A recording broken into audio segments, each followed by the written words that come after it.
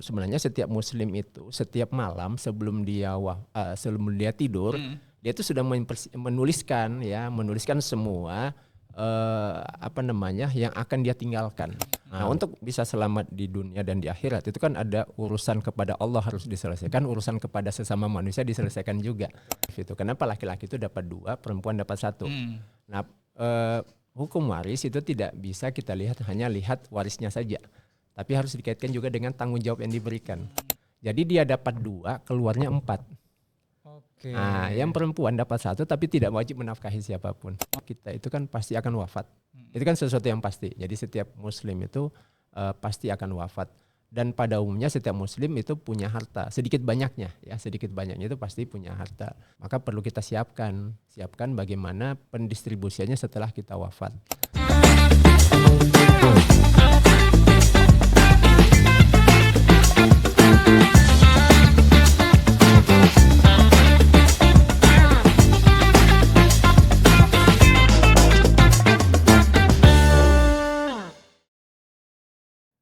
Assalamualaikum warahmatullahi wabarakatuh. Ahoy. Waalaikumsalam.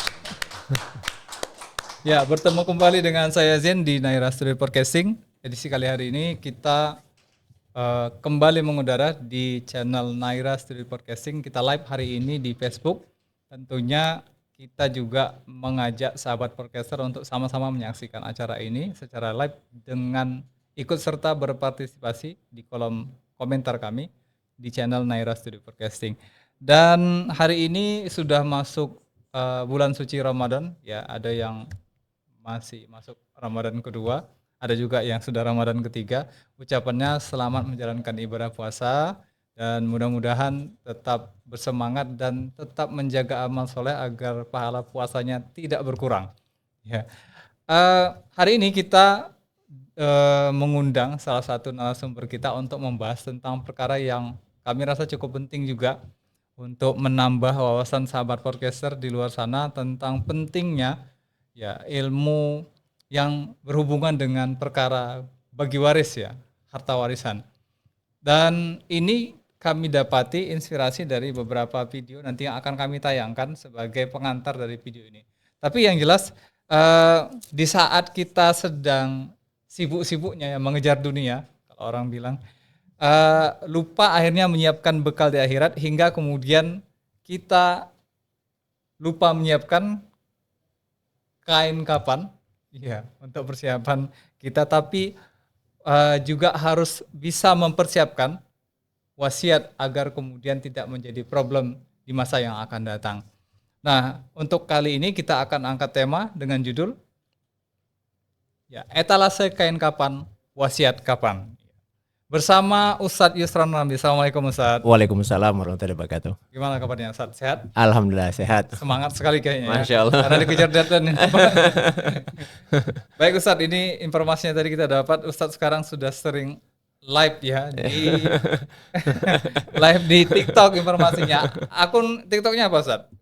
Konsultan waris. Konsultan waris. Iya. Jadi kalau orang ada yang jualan jas meninggal ya, kain kafan, ini kalau Ustadz khusus membahas tentang hukum waris ya, penting sekali, dan kita ngerasa bahwa pembahasan ini juga harusnya dipahami oleh setiap orang, baik yang akan ataupun yang ditinggalkan ya, yang meninggal dan yang akan ditinggalkan. Karena memang masa umur ini kita nggak tahu ya Ustadz ya. Iya betul. Nah, kita pengen bahas ini lebih dalam dengan memunculkan 2 video pengantar sebagaimana yang kita ceritakan dari awal. Silakan operator. Barangnya awet bang, ya, barangnya awet ya. Bisa dikasih warna nggak bang? Nggak bisa bang, nggak bisa dikasih warna bang. Yang nyari polkadot, yang nyari leopard, yang nyari jangan belagu ya, jadi jenazah ya. Yang udah sering kayak pegel-pegel gitu, nah udah pakai berdebar, nah ini kayaknya udah bentar lagi, nah itu cekot sekarang kak, cekot sekarang. Oke. Dan satu lagi video mungkin yang bisa kita tampilkan. Setiap orang wajib punya folder kalau gue meninggal di komputernya. Gue belajar dari pengalaman pas bokap gue meninggal, dan sebagai konsultan keuangan ada 5 folder yang lu juga harus siapin. Folder pertama itu dokumen identitas. Orang biasanya cuma naruh KTP, paspor, sama kartu keluarga. Tapi itu belum cukup. Lu wajib nambahin akta kelahiran, akta nikah, surat cerai kalau emang ada ya. Dokumen beginian sering banget jadi sumber ribut dan kalau keluarga ribut, prosesnya tambah lama tambah pusing. Nah, folder kedua itu tentang aset keuangan. Kebanyakan orang tuh cuma naruh nomor rekening, rekening saham, bahkan nggak sama sekali. Tapi yang sering ke-skip tuh bikin keluarga bingung adalah BPJS Ketenagakerjaan, dana pensiun pribadi, asuransi jiwa, kesehatan, unit link, semuanya deh.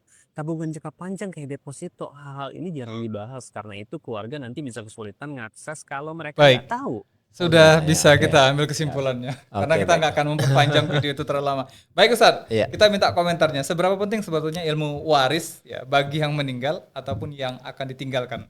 Dan ini kan wacananya mau kita lempar ke teman-teman sahabat podcaster khususnya Gen Z ya, mungkin yang sibuk dengan gadget dan hal-hal yang bersifat mencari ketenangan, Iya. safety, keuangan dan lain sebagainya. Kira-kira seberapa penting nih Ustadz? Iya, jadi kalau kita berbicara tentang seberapa penting ilmu waris itu bagi kita semua, mungkin kita merujuk aja kepada hadis Nabi ya. Jadi Nabi itu ada berwasiat kepada kita, ta'allamul fara'idu wa 'allimuhun nasa. Jadi hendaklah kalian mempelajari ilmu faraid dan ajarkan ilmu ini kepada orang lain. Jadi Nabi menyebutkan fa innahu nisful ilmi, ya, karena ini adalah setengah daripada ilmu. Wa huwa yunsa, dan ilmu ini akan dilupakan oleh manusia. Wa huwa awwalu syai'in yunza'u min ummati, dan inilah ilmu yang pertama kali akan Allah cabut dari muka bumi. Jadi Nabi menyebutkan kenapa penting. Yang pertama itu Nabi sebut ini sebagai setengah daripada ilmu. Nah kemudian ini Nabi sebut juga sebagai ilmu yang pertama kali akan Allah cabut di muka bumi. Dalam riwayat yang lain Nabi menyebutkan bahwa kalau ilmu itu sudah dicabut, Nabi menyebutkan hatta yakhtalifal isnani fil faridoh. Nanti akan muncul banyak sekali perselisihan di antara dua orang dalam pembagian harta waris. Dan bahkan itu mungkin saudara kandung. Ya. Baik. Sebagai konsultan saya sering menyumpai ini Baik. ketika bertemu dengan klien gitu, membicarakan bagaimana pembagian waris itu seringkali terjadi cekcok. Baik. Nah kenapa itu terjadi? Nabi menyebutkan la yajidani mayak dibiha.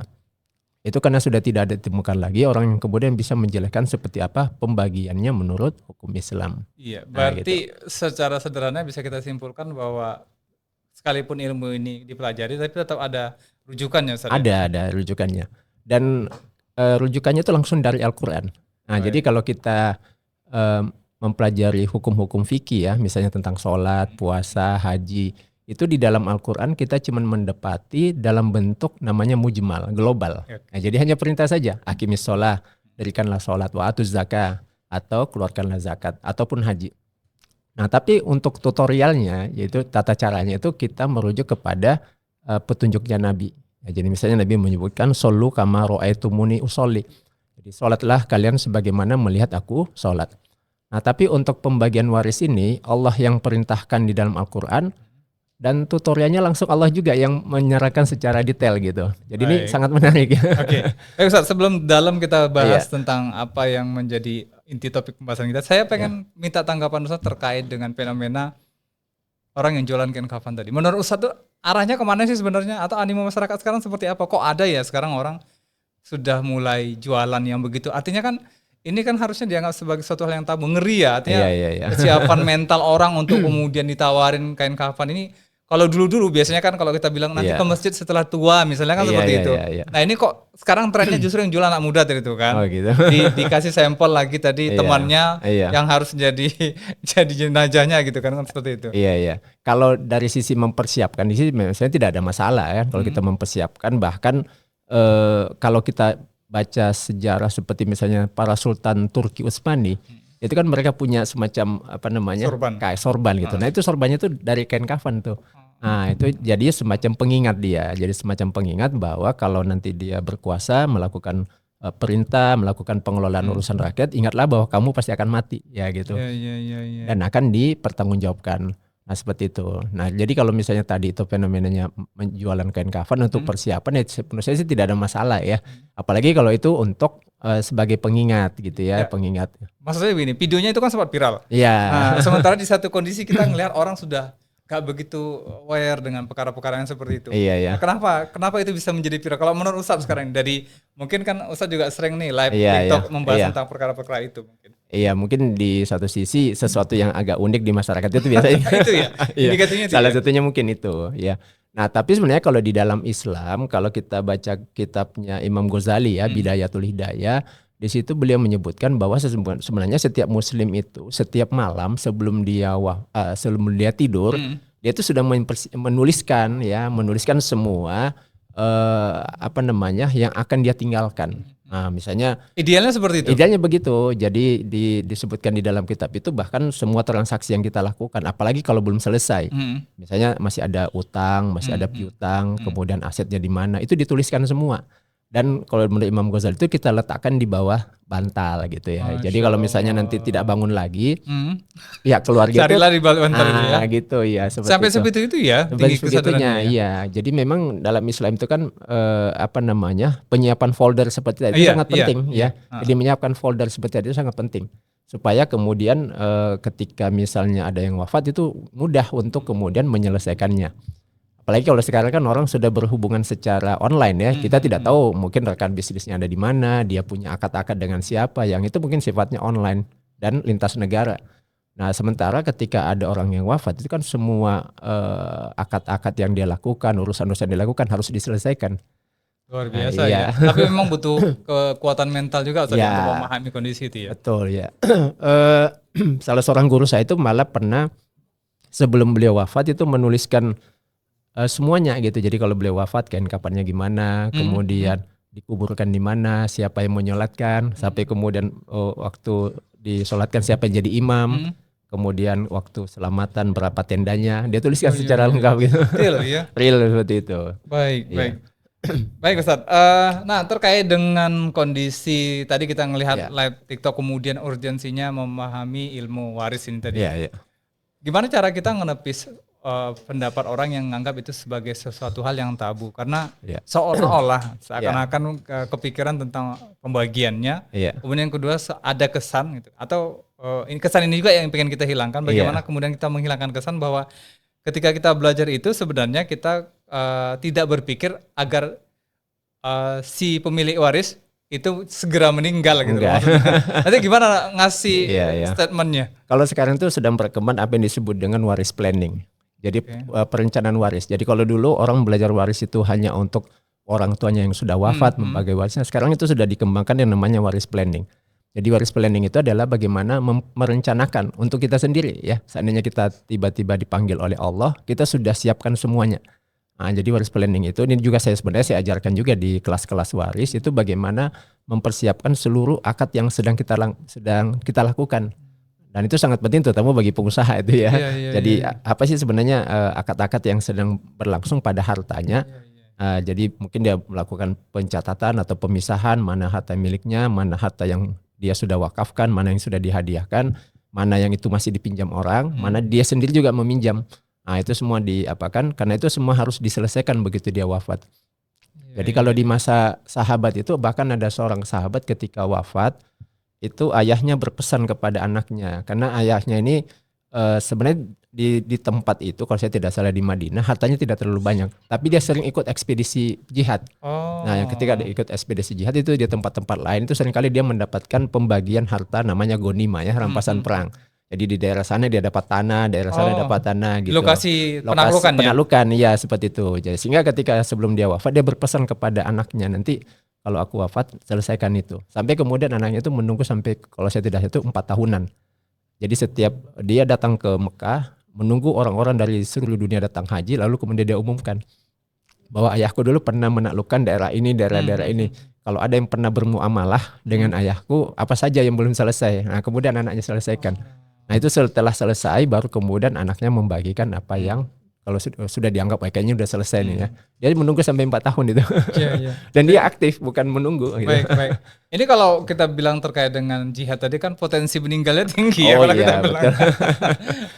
Agak beda kasus kalau seandainya kemudian kalau kita ngelihat orang sekarang tuh ngerasa bahwa ya mati itu belum tentu gitu kan. Istilahnya masih nganggap masih panjang kan. Ini menepis ini gimana ya supaya membangun kesadaran tadi terkait dengan bahwa hal ini penting gitu loh. Iya, jadi yang pertama yang harus dipahami bahwa kita itu kan mau selamat dunia dan akhirat. Sesuai dengan doa kita, Rabbana atina fid dunya hasanah wa fil akhirati hasanah wa qina azabannar. Itu dulu ya, jadi mindsetnya itu dibangun. Nah, untuk bisa selamat di dunia dan di akhirat itu kan ada urusan kepada Allah harus diselesaikan, urusan kepada sesama manusia diselesaikan juga. Nah, urusan kepada sesama manusia ini di dalam Islam kan sangat ditekankan. Bahkan ketika orang wafat pun urusannya kepada sesama manusia itu juga belum tentu kalau tidak selesai itu bisa mempengaruhi nasibnya di akhirat. Iya. Misalnya di dalam hadis disebutkan nafsul mu'mini mu'allaqatun bidainihi. Jadi ruhnya seorang mukmin yang wafat itu masih mu'allaqah. Mu'allaqah itu secara bahasa menggantung dengan utangnya hatta yuqda anhu, sampai kemudian ini diselesaikan hutangnya itu.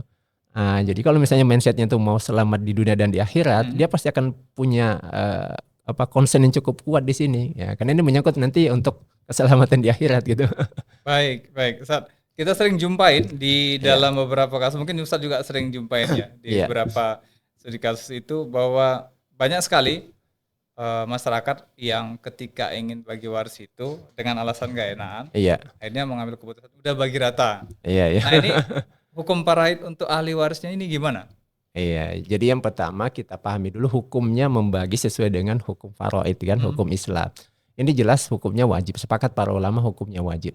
Kenapa? Karena di dalam Al-Quran Allah sendiri menyebutkan ini adalah yusikumullahu. Ini adalah wasiat dari Allah. Artinya Allah yang mensyariatkan. Di akhir ayat itu di surah An-Nisa ayat 11 Allah sebutkan faridatan minallah. Ini hukumnya fardu, ketentuan dari Allah Subhanahu wa taala. Dan menariknya ketika ini kita laksanakan itu kemudian ada reward dari Allah di ayat 13. Ya wa may yuti'illah wa rasulahu, maka siapa yang taat kepada Allah dan Rasulnya maka Allah akan janjikan yudkhilhu jannatin tajri min tahtihal anhar. Dia akan dimasukkan oleh Allah ke dalam surga yang di bawahnya mengalir sungai-sungai. Jadi Masya Allah. Nah, seperti itu. Tapi itu yang juga kadang dipahami oleh kebanyakan orang sehingga mengatakan bahwa ya udah yang penting akur, nggak cekcok. Justru kalau misalnya dibiarkan, ini bisa nanti jadi tanda kutip bom waktu. Nah, kenapa? Karena sebenarnya secara hukum Islam begitu ada orang yang wafat, maka pada saat itulah kepemilikannya otomatis pindah kepada ahli waris yang berhak. Nah, kalau kemudian tidak segera dibagikan, maka dikhawatirkan ada lagi di antara ahli waris yang wafat. Nah, ketika ada lagi di ahli waris yang wafat, maka bagiannya harus diturunkan lagi ke bawahnya. Dan itu sudah akan semakin rumit nantinya. Di akhir 2015 kemarin saya diminta jadi konsultan waris, ada salah seorang yang wafat itu sudah 18 yang wafat. Wow. Karena dia wafat tahun 1963. Nah, ya gitu. Nah, kalau misalnya datanya ada sih bisa ya. Tapi kan ahli warisnya di bawah jadi banyak. Yang tadinya mungkin cuma bersaudara 5. Betul, jadi tapi karena terlalu jadi banyak sekali. Baik. Kalau seandainya si mayit ini justru meninggalkan hutang, bukan harta. Ini gimana mekanismenya? Ya, dalam Islam itu kan di dalam hadis Nabi man taraka malan fali warisatihi. Jadi siapa yang wafat meninggalkan harta, maka kata Nabi itu untuk ahli warisnya. Nah, gitu. Wa man taraka kalan fa ilaina. Kalau misalnya ditinggalkan itu adalah hutang, kata Nabi datang ke kami. Menarik ya. Kalau hutang datang ke Nabi. Nah, ternyata datang ke Nabi itu maksudnya nanti kita lihat apakah aset yang ditinggalkan itu masih bisa dipakai untuk mengcover utangnya. Kalau tidak mencukupi, maka kewajiban pertama kalau dalam Islam itu negara yang harus mengcovernya. Nah, dari mana itu diambil dari harta zakat yang dibayarkan oleh kaum muslimin. Nah, di dalam surat Taubah ayat 60 itu kan ada 8 golongan yang berhak dapat zakat. Salah satunya itu namanya gorimin, orang yang berhutang. Nah, jadi itu kan zakat kan banyak terkumpul tuh di Baitul Mal, di kasnya negara. Nah, itu dipakai untuk mengcover hutangnya almarhum. Nah, adapun anak-anaknya itu sebenarnya hukumnya sunnah saja. Nah, hukumnya sunnah. Yang wajib itu negara kalau dalam pandangan Islam. Berarti bukan seperti sekarang ya. Kebanyakan kita yang nyetor ke negara nampaknya. Nah, kalau seandainya kondisi sekarang ini gimana jadi? Kalau kondisi sekarang maka ada beberapa alternatif sebenarnya. Yang pertama, ahli waris coba datangi yang mengutangi dulu. Nah, pertama bisa mungkin minta diringankan atau gitu ada diskon ya kan, atau mungkin syukur-syukur kalau diputihkan. Nah, tapi kalau ternyata tidak bisa, itu bisa mencari orang kaya yang mau bayar zakat mal. Nah, nanti bisa kita minta untuk kemudian dikonversikan sedikit zakat hartanya itu diminta untuk mengcover utang daripada almarhum. Bisa seperti itu ya? Bisa, ataupun anak-anaknya, keluarganya itu bisa saja melunasi, tapi itu hukumnya sunnah. Sunnah ya? Ya sunnah. Berarti kalau seandainya kondisi sekarang ini nggak ideal ya, seperti yang disampaikan Nabi tadi, datang kepada kami atau datang kepada kami. Ini dosanya gimana gitu loh? Ya mau tidak mau anaknya ini harus mengusahakan semaksimal mungkin. Daripada gantung tadi ya? Tadi disebutkan dalam hadis itu. Karena kalau tidak itu ruhnya itu masih mu'allaqah. Ya gitu. Kecipratan dosa nggak sih pemimpin yang kondisi justru nggak melaksanakan ini? Sedikit banyaknya pasti akan diminta pertanggungjawaban. Pasti ya. Iya, sedikit banyaknya. Gawat nih. Ini yang ngutang kebalikannya kayaknya. Baik, Ustaz, kita coba bahas tentang hibah nih, Ustaz. Iya. Nah, kadang-kadang kata hibah ini kesannya semacam apa ya, mantel atau penyelubung dari dibalik kata hibah ini unsur ada yang dianak emaskan dalam konteks gitu, itu. Iya. Ini gimana hukumnya dan dampaknya seperti apa? Atau ada ketentuan khusus nggak sih terkait pengaturan hibah ini? Iya, jadi hibah orang tua ke anak gitu ya. Sebenarnya menghibahkan harta ke anak ini hukumnya boleh saja, mubah saja hukumnya. Nah, tetapi ada ketentuan khusus. Jadi ada kisah menarik di zaman Nabi, itu sahabat namanya Nu'man bin Bashir. Jadi sahabat Nu'man bin Bashir ini punya ayah namanya Bashir. Nah, kisah ini dicetakkan ada di kitab Sahih Bukhari, Sahih Muslim, termasuk di kitab Bulughul Maram. Jadi kisahnya itu adalah sahabat Bashir ini menghibahkan sebuah harta kepada anaknya, kepada Nu'man. Menurut riwayat yang lain itu berupa budak. Budak kan dulu harganya cukup mahal ya kan. Nah kemudian ternyata ini Bashir ini anaknya ada beberapa orang, tapi yang dikasih cuma satu, cuma Nu'man aja. Lalu kemudian ibunya Nu'man itu namanya Amroh ya. Jadi Amroh ini melihat ini kayaknya bakal jadi masalah ini. Akhirnya kemudian Amroh mengatakan, aku belum terima ini sampai coba kita tanya dulu ke Nabi. Sahabat itu kan biasa gitu, kalau agak ragu dengan sesuatu mereka pasti datang konsultasi ke Nabi. Singkat cerita akhirnya kemudian mereka datang ke Nabi. Lalu kemudian Nabi Bashir ceritakan dulu apa yang sudah dia lakukan. Lalu Nabi tanya, apakah setiap anak bumi ini kamu kasih harta yang sama dengan yang diberikan kepada Nu'man ini? Nah, kata Bashir, la ya Rasul. Nah di kitab Bulughul Maram itu Nabi kemudian Nabi kemudian menarik pemberiannya Bashir kepada anaknya. Hibahnya tadi ya? Iya, lalu kemudian Bashir ini dinasihati oleh Nabi. Jadi bukankah kamu ini ingin mendapatkan kasih sayang yang sama dari setiap anakmu? Jadi kalau mau mengasih satu maka kasih juga yang lain. Nah, jadi kalau kemudian ada anaknya, anggap aja 5 anaknya ya, 2 sudah dikasih hibah, maka yang lain ini belum, lalu orang tuanya wafat, misalnya orang tuanya punya rumah, punya tanah, yang 2 ini dapat tanah. Nah, lalu kemudian orang tuanya wafat, maka apa yang sudah diberikan nanti ini ikut dihitung bersama harta yang belum dibagikan. Nah, gitu kalau dalam ketentuan hukum faraid. Ini namanya waris muqaddam gitu ya. Ada kasus yang seperti itu? Banyak. Ya, jadi banyak saya menangani kasus seperti ini, bahkan ada beberapa hari yang lalu itu. Jadi ada anak yang sudah mendapatkan hibah, yang lain belum. Nah, jadi pasti seperti yang disebutkan oleh Nabi itu akan menimbulkan kecemburuan dari anak. Jadi solusinya? Solusinya apa yang sudah diberikan itu nanti kita ikut gabungkan dulu kepada harta yang belum dibagikan. Nah, lalu kemudian kita buat simulasi perhitungannya. Berapa yang bagian masing-masing, lalu kemudian dapat hibah tadi berapa yang sudah dia dapat dan berapa yang belum. Nah, nanti kita tinggal tambahkan saja. Artinya tetap dia mendapat kelebihan dari bagian rata-rata yang sudah ditentukan tadi? Dia tetap mendapatkan sesuai dengan porsinya. Nah, cuman dia sudah mengambil duluan dari hibah. Gitu ya. Ya, dalam mewaris namanya waris muqaddam. Dia mendahului mengambil. Baik. Ya. Karena dia sudah mendapatkan duluan ya. Tapi ada kemungkinan justru porsi yang dari hibah tadi berkurang akhirnya. Nah itu nanti kalau misalnya ternyata lebih dari jatahnya, nanti tinggal kita musyawarahkan dengan keluarga. Itu secara nggak langsung hibahnya batal atau gimana? Kalau Nabi kan membatalkan hibahnya di masa Nabi. Tapi kalau sekarang kita bisa bicarakan dengan keluarga. Jadi diselesaikan secara kekeluargaan. Nah, kalau misalnya kelebihan bisa saja yang menerima hibah itu ya memberikan kompensasi kepada saudaranya. Kalau misalnya saudaranya tidak mengikhlaskan. Karena seringnya begitu kan kadang-kadang rumah kan rumah yang ditempati anak terakhir segala macam. Betul ya. Baik,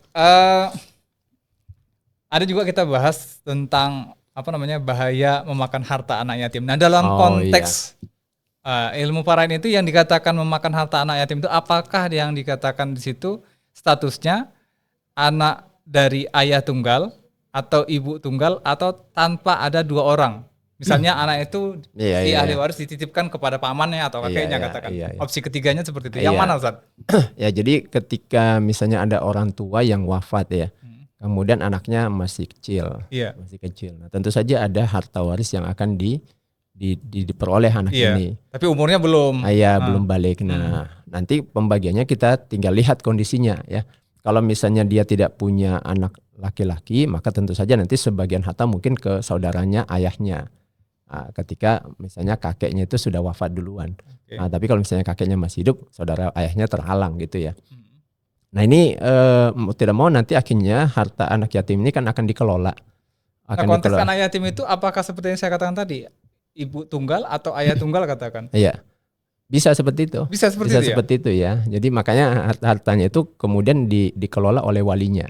Oke. Kalau kita baca di Al-Quran itu kan di surat An-Nisa itu kan disebutkan kan bahwa sebelum membahas waris ini. Jadi anak-anak yatim itu nanti setelah besar itu nanti kita uji dulu ya. Kita uji dulu kalau sampai kemudian akalnya itu sudah sempurna. Kalau memang saya sudah bisa mengelola harta baru kemudian harta itu diberikan. Diberikannya. Iya. Artinya tugas pengasuhan tadi sudah bisa dilepaskan lah Ustaz. Sudah bisa ya seperti itu sampai dia balik. Baik Ustaz, ini ada juga pertanyaan yang butuh jawaban, tapi Iya, iya. sekali lagi jawabannya fokus kepada Gen Z ya, katakan Iya, seperti itu, iya, karena betul. memang butuh pemahaman yang unik ya kalau Iya, dikatakan di betul. sini. Nah, bisa dijelaskan Ustaz kira-kira logikanya dengan Iya. bahasa yang lembut nih katanya. Iya, iya.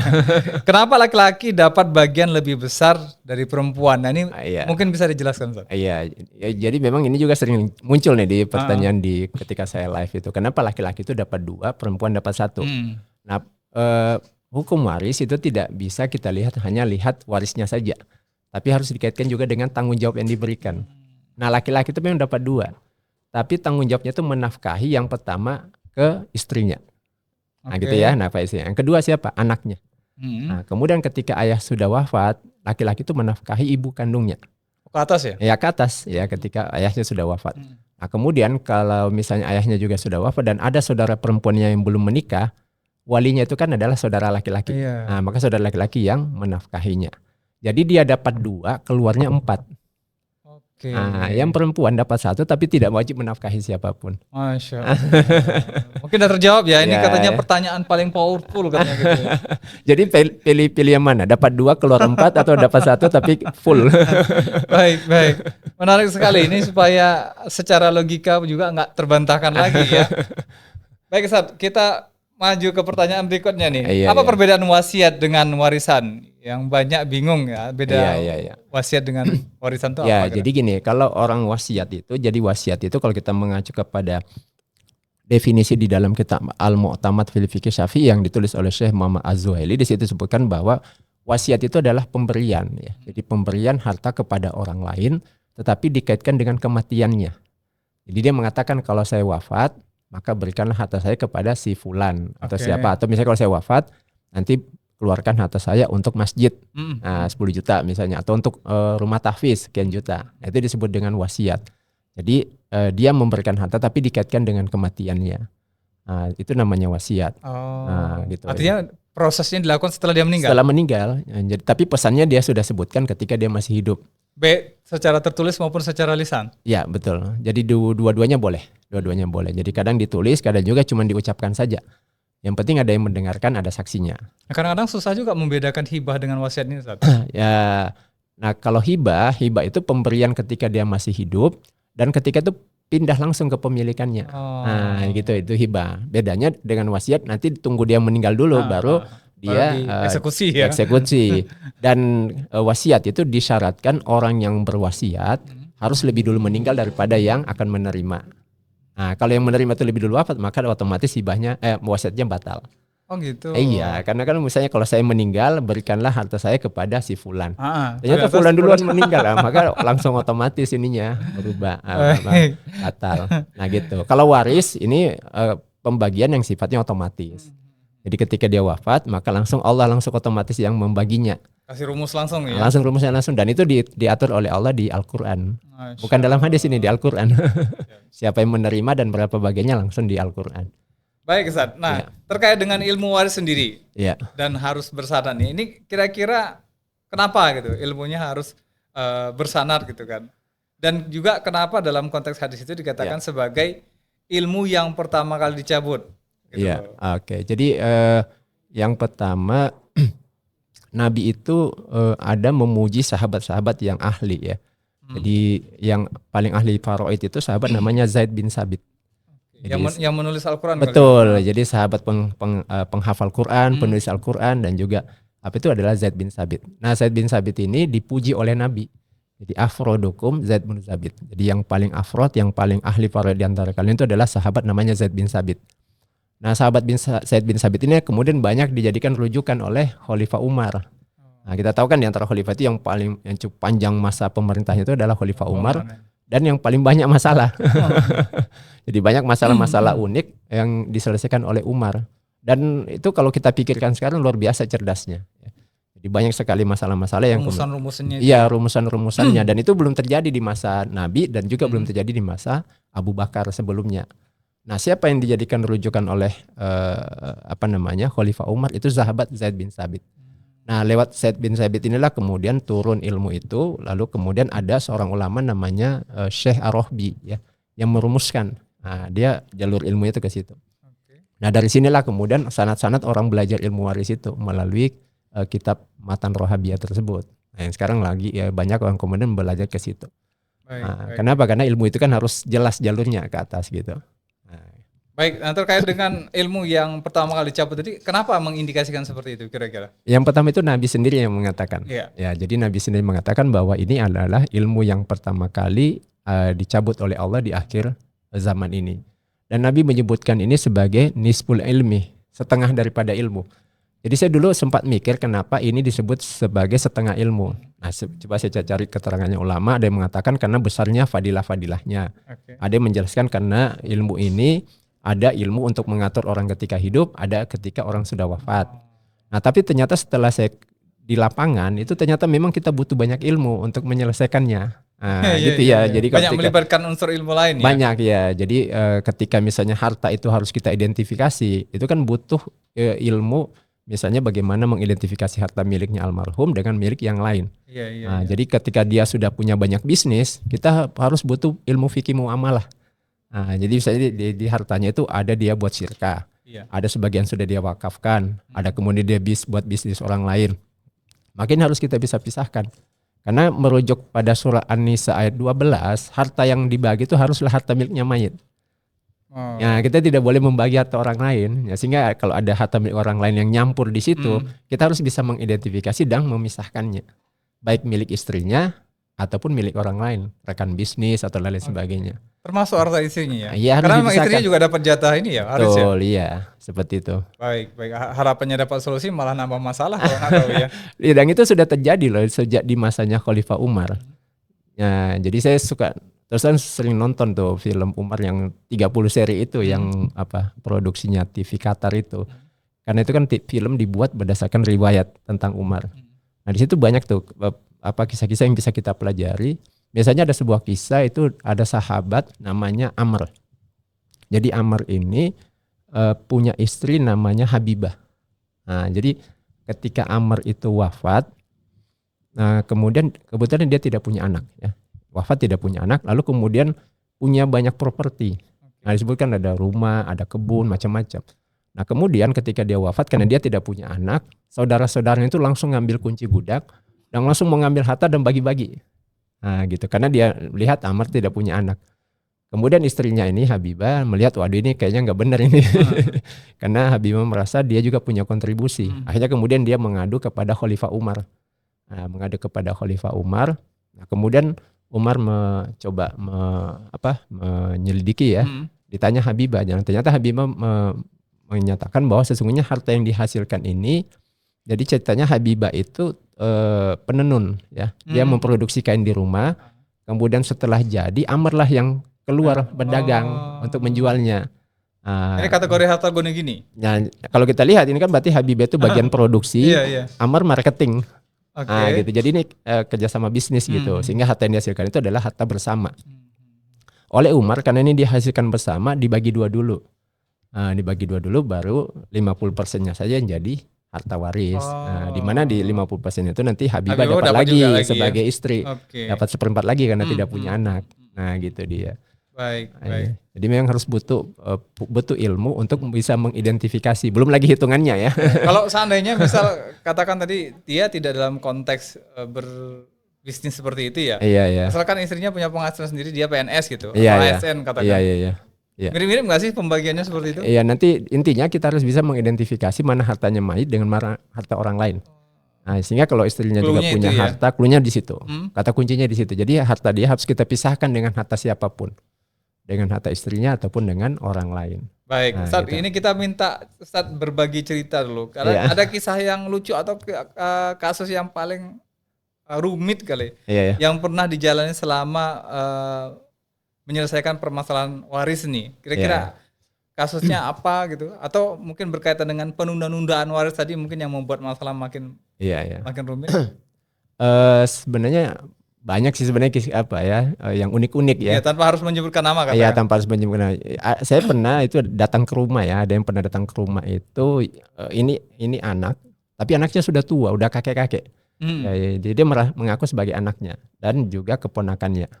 Nah, kemudian mereka bercerita, "Ustaz, tolonglah bantu pembagian waris kakek kami ini." Si cucu bilang kakek, yang apa bilang orang tua kami Iya, kan. iya, iya.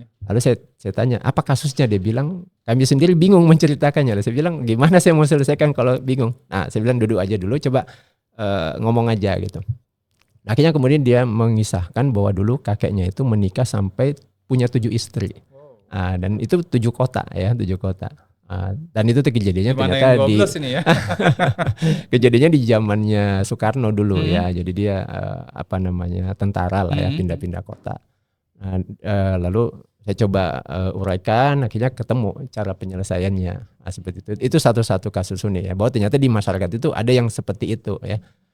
Atau misalnya di kasus yang lain itu pernah di salah satu kesultanan itu sampai sudah jadi sultan itu wafat tahun 1924, saya diminta jadi konsultan itu tahun 2022. Hmm.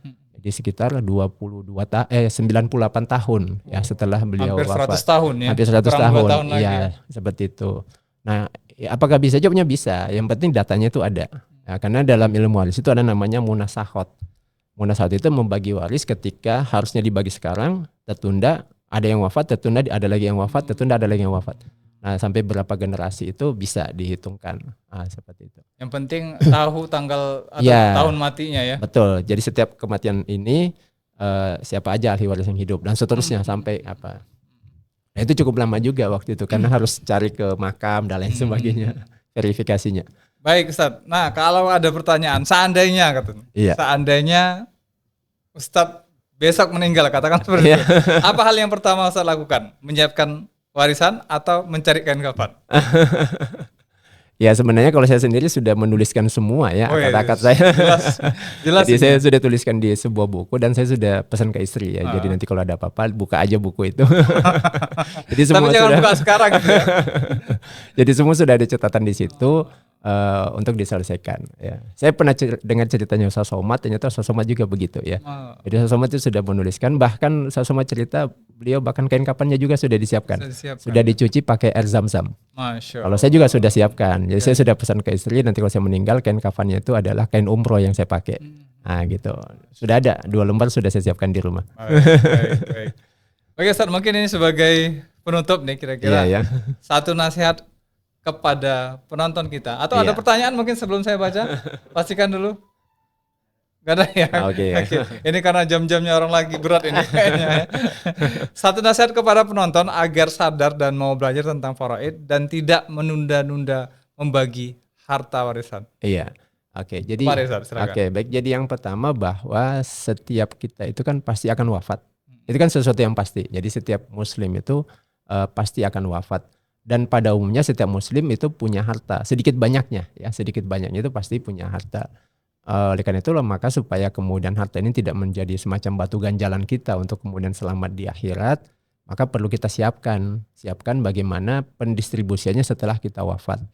Nah, ilmunya itu sudah Allah siapkan yang disebut dengan ilmu faraid. Oke. Dan ini kita ajarkan ke anak kita, ya, kita ajarkan ke anak kita kepada keluarga kita Supaya apa? Supaya ketika kita wafat nanti anak-anak kita itu bisa menyelesaikannya dengan baik sesuai dengan ketentuan Allah Subhanahu wa taala. Dan yang lebih penting lagi kan Nabi sudah menyebutkan bahwa nanti di akhir zaman ini akan banyak terjadi perselisihan bahkan di antara dua saudara kandung. Dan itu penyelesaiannya kata Nabi itu adalah la yajidani mayakdibiha. Itu dengan cara kita mencari orang-orang yang supaya paham ilmunya. Jadi Nabi sendiri sudah ngasih solusinya bahwa itu cuma bisa kalau kemudian ada yang menjelaskannya ke masyarakat. Baik. Nah di situ pentingnya. Baik Ustaz. Jadi intinya flashdisk tadi atau file folder ini nggak penting ya? Gimana nih? Iya penting. Mau berbentuk file, mau berbentuk catatan. Baik. Kalau di zamannya Imam Ghazali kan catatan ditulis di bawah bantal. Iya. Sekarang karena sudah ada file ya, jadi Masya Bapak Allah. podcaster nih kalau mau butuh file untuk data-data yang dibutuhkan untuk kegiatan atau hal yang bersifat pribadi ya Masya Allah. bisa nggak ada keranjang kuning di sini. Ya, mungkin Masya Allah. salah satunya alat ini dibutuhkan ya untuk Ya, menyimpan insya Allah, data insya Allah. yang nanti bisa diwasiatkan atau disampaikan kepada keluarga agar kemudian data-data penting, Iya, iya. aset-aset berharga ya Masya dokumen-dokumen yang dianggap bisa membuat informasi terang benderang itu bisa tersampaikan kepada orang yang ditinggalkan. Masya Itu Allah. saja Iya, mungkin iya. sebagai pertemuan kita pada kali pertama ini di bulan Ramadan. Saya Zain mohon undur diri. Terima kasih Ustaz. Ya sama-sama. Assalamualaikum warahmatullahi wabarakatuh. Ahoy. Waalaikumsalam warahmatullahi wabarakatuh.